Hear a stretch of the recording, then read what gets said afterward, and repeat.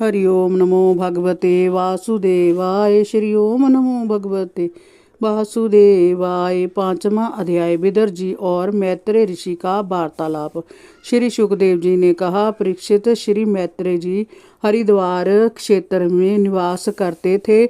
शुद्ध भक्ति भाव से विदर जी जब उनके पास पहुँचे तो मैत्रेय जी ने उनका प्रेमावश आत्मिक स्वागत किया। विदुर जी ने उनसे पूछा, भगवान संसार में सुख पाने के लिए सभी कर्म करते हैं, परंतु उन्हें ना तो सुख मिलता है और ना उन्हें दुख दूर करने का उपाय ही सुझाई देता है।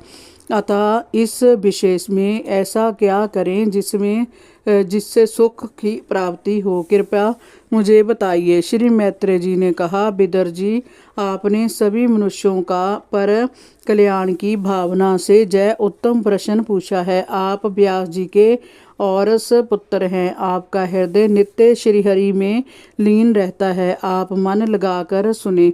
और जो मनुष्य परमेश्वर से विमुख रहते हैं वह सदैव दुख के सागर में पड़े रहते हैं और जीवन मरण के चक्कर से वह कभी भी नहीं छूट पाते। वह जो भी कर्म करते हैं उनसे उन्हें सुख कम और दुख अधिक प्राप्त होता है। यदि वे अपने जीवन में परमात्मा का ध्यान और भजन थोड़ा बहुत भी करें तो संसार के दुखों से उन्हें इसी प्रकार छुटकारा मिल जाए जिस प्रकार औषधि सेवन करने से शरीर का रोग नष्ट हो जाता है।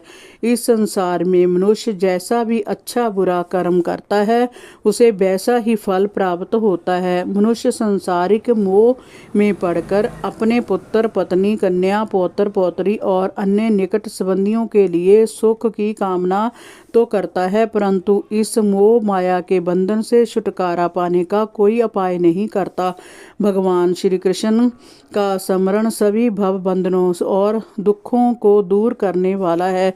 जिस समय मनुष्य इन बंधनों से मुक्त हो जाता है उसी समय से सुख के मार्ग उसके लिए खुल जाते हैं। ईश्वर की कृपा के बिना किसी सुख की कल्पना करना व्यर्थ है। विदर जी ने पूछा, हे साधु श्रोमणी, आप मुझे उस शांति के साधनों का उपदेश दीजिए जिसके अनुसार आराधना करने से भगवान अपने भक्तों के हृदय में आकर विराजमान हो जाते हैं और अपने स्वरूप का अपरोक्ष रूप से अनुभव करने वाला सनातन ज्ञान प्रदान करते हैं। हरि ओम नमो भगवते वासुदेवाय।